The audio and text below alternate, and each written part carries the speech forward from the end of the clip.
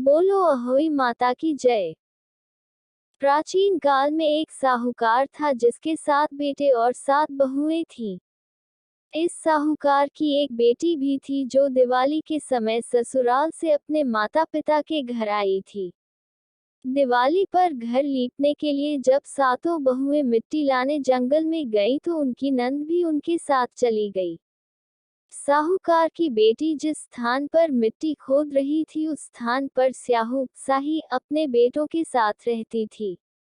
मिट्टी खोदते समय गलती से साहूकार की बेटी की खुरपी लगने से स्याहू का एक बच्चा मर गया। इससे क्रोधित होकर स्याहू ने कहा, मैं तेरी कोख बांध दूंगी।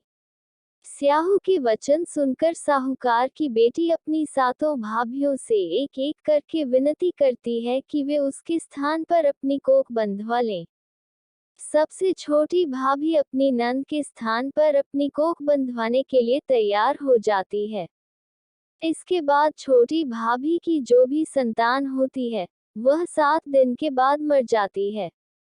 इस प्रकार 7 पुत्रों की मृत्यु के बाद उसने पंडित को बुलाया और इसका कारण पूछा। पंडित ने सुरही गाय की सेवा करने की सलाह दी। सुरही सेवा से प्रसन्न हो जाती है और उसे स्याहू के पास ले जाती है। रास्ते में जब वे थक जाते हैं तो दोनों आराम करने लगते हैं। अचानक साहूकार की छोटी बहू की नजर एक तरफ जाती है तो वह देखती है कि एक सांप गरुड़ पंखनी के बच्चे को काटने वाला है और वह सांप को मार देती है।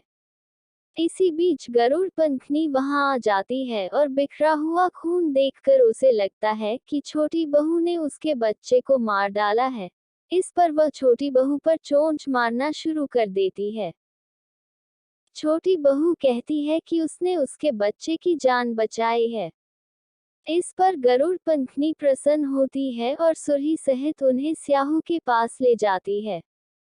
वहां स्याहू छोटी बहू की सेवा से प्रसन्न होकर उसे 7 बेटे और 7 बहुएं होने का आशीर्वाद देती है। स्याहू के आशीर्वाद से छोटी बहू का घर बेटे बहुओं से भर जाता है। जिस तरह अहोई माता ने साहूकार की बहू की कोख खोल दी, उसी प्रकार इस व्रत को करने वाली सभी नारियों की अभिलाषा को पूर्ण करें। बोलो अहोई माता की जय।